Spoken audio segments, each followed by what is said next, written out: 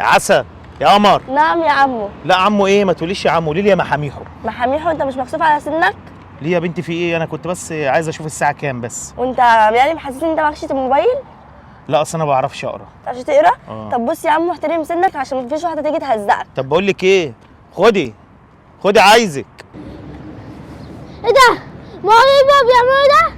يا كده مش مصدق عينيا. واحده جايه اهي.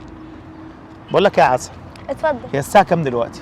الساعه 9:15 يا عمو. 9:15 يا عمو؟ بالليل ولا بالنهار؟ ده انت شكلك بتستظرف. لا مش بستظرف ولا حاجه، انا بسال بس على الساعه. طيب ماشي، ما انا قلت لك يا عمو ان الساعه 9:15. تاني يا عمو الكلمه دي على فكره بتزعلني قوي، على فكره انا قدك في السن. قد في السن ايه؟ انا عندي 18 سنه. طب ما انا عندي 17 سنه، ايه المشكله؟ بس شكلي اللي كبير. شكلك رايحه اللي فين كبير. بس كده؟ انت مالك؟ كنت هوصلك لا يا معايا عم عربيه. شكرا. اسمعي بس خدي. عم مالهم عاملين ليه كده النهارده، في ايه؟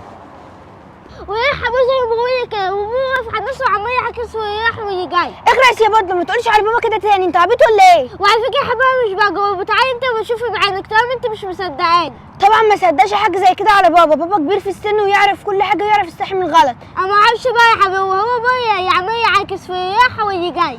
طب تعالى وريني المكان بس. اكيد تعالى. يعني مش بابا. بقول لك ايه يا عسل. اتفضل يا عم. لا والنبي بلاش كلمه عمو دي عشان بتضايقني. انا اسمي هاني وبيدلعوني بيقولوا لي يا هنوش. ماشي يا استاذ هنوش، خير في ايه؟ كنت بس عايزك معلش، قصدك في خدمه كده صغيره بس ما تفهمنيش غلط. اتفضل. كنت عايزك بس تشغلي لي اغنيه عنقود العنب بتاعت محمد منير. اشغل لك عنقود العنب؟ طب ما تشغلها انت. ما انا ما بعرفش للاسف. طب اشغلها لك فين دي؟ الكاسيت بتاع السياره حاجه اهي. كاسك حاجي؟ اتفضل اهو الكاسيت اهو. لحظه الف لك الناحيه الثانيه. هشغلها لك على ايه؟ ما هو على الفلاشه عندك اهي. بس اصلا يعني الشاشه مش منوره. استني لحظه واحده معلش، اصل المفتاح بص معايا مفتاح. شفتي؟ خدتي بالك من الحركه دي؟ اهو ابتدي بقى ابحثي هنا هتلاقيها. مش راضيه تيجي ثم اصلا. مين اللي قال الكلام ده؟ انت شكلك مستعجله، انت مستعجله في حاجه؟ ايوه، وانا والله ما ينفعش اللي انا بعمله ده، بس انا يعني بشغلها لحضرتك على مقام والدي. مقام والدك؟ لحظه اللي كلامك جارح يا قمر، مش كده يعني. انا قلت لك انا سني صغير يعني، مش كده. سنك صغير؟ ده انت شعر دقنك ابيض يا حاج. لا ده انا اللي صبغه اشهر وقار، ما انت فاهمه بقى اليومين دول.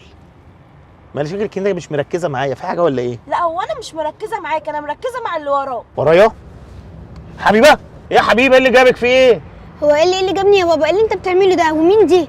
ده مفيش يا حبيبه، دي واحده كانت معديه وانا ما كنتش عارف اشغل الكاسيت، كنت عايز اسمع اغنيه عنقود العنب بتاعت محمد منير. يا سلام، على اساس يعني ان انت اول مره تركب عربيه وتفتح منها الكاسيت؟ ما انت بتعرف تشغله وبتشغله على طول، اشمعنى دي يعني اللي خليتها تشغله لك؟ لا يا حبيبه، ما انا ما قلتلكيش، مش الواد اخوكي خد مني الفلاشه كان بيحط لي برضه حبه اغاني كده، في الاغاني دخلت في بعضها لخبطت، فالبنت معديه جزاها الله خير، كنت بقول لها يعني شغلي لي اغنيه. وعلى فكره بقى شايفك مصمم وانت عمال تعكس ويروح ويجي جاي. لا يا حبيبه ما تفهمنيش غلط، الواد ده اصلا ما كانش اصلا ما شافنيش اصلا. لا للاسف يا بابا انا فهمتك صح، وانا كمان اصلا ما كنتش مصدقه برضه. هو بيقول لي بابا بيعاكس في الراحه واللي جايه ومعاه كمان واحده، وقلت له لا بابا كبير وعارف الصح من الغلط. طلعت يا بابا ما تعرفش حاجه وبتعمل كده. اصلا ماما لو عرفت ان انت بتعمل كده هتقلب الدنيا كلها. لا يا حبيبه ما رضيكيش خربت بيوت، انت لو قلت لامك هترميني في الشارع. يعني انت يا بابا خايف من ماما مش خايف من ربنا سبحانه وتعالى؟ لا يا بنتي خاف من ربنا برضه، بس انت ما رضيكيش يعني ان انا انام في الشارع. امك لو عرفت بحاجه زي كده هترميني بشنطه هدومي في الشارع، ما انت عارفه امك. ماما لو عرفت هتعمل صح، بس ما تعملش كده تاني. خاف من ربنا والحساب اللي هو هيحاسبك عليه، وكمان خاف علينا، يعني اللي هتعمله في بنات الناس هيتعمل في بنتك. يا حبيبي خلاص حصل خير. ماشي يا بود. خلاص يا حبيبي انا اسف ليك يا بنتي، وعمر الموضوع ده ما يتكرر تاني. انا ما اعرفش كنت بعمل كده ازاي. خلاص يا بابا ماشي، يا حقك رب ما عليا. تعملش كده تاني. ماشي يا بنتي، يلا اركبي واوصلكم معايا. يلا يا بود اركب. بودة اوعى تقولي لحد يا بودة، خلاص ماشي. اطلع يا ابني اما اشوف دكتوره عدله.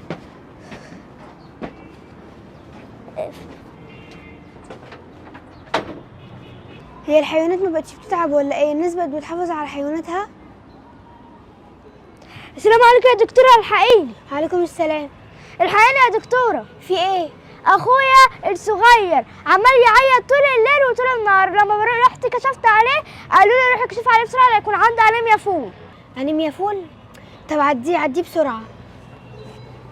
تعالى اقول لك، افتح بقك كده. دي بيوجعك؟ لا.